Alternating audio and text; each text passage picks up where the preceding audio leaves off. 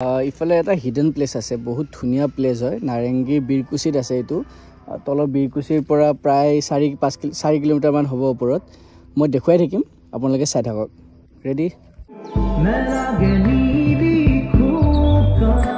আহি ফাৰ্ষ্ট ইয়াতে আপোনালোকে শিৱ মন্দিৰ এটা দেখিব, ভোলে বাবাৰ। আৰু তাৰ পাছত এনেকৈ চাওক, একদম ঘন অৰণ্যৰ মাজত এইফালে কিবা এটা আছে। চব দেখুৱাই থাকিম আপোনালোকক, চাই থাকিব।